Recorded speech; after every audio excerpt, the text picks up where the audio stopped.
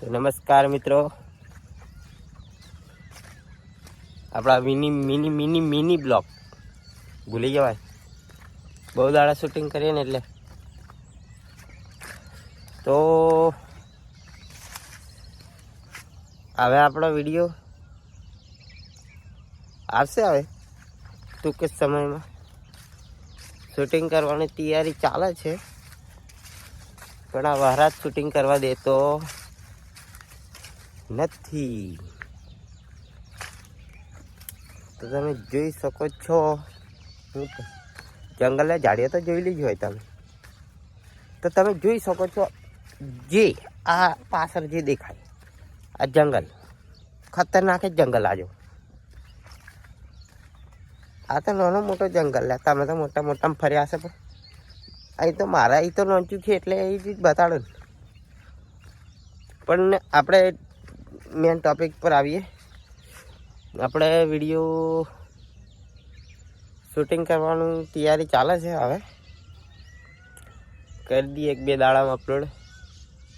તે પહેલાં મેં કીધું એક બ્લોગ બનાવીએ. બ્લોગ બહુ સમય થઈ ગયો બ્લોગ નહીં બનાવ્યો. બ્લોગ તો બ્લોગ કેવું દેખાય, કમ્પ્લીટ ગોરો જ છું, કમ્પ્લીટ જ દેખાવ એકદમ હીરો. તો બીજું તો હું જંગલ દેખો, લો દેખાય જબ્બર છે. બધે બાજુ બાવરીઓ જશે,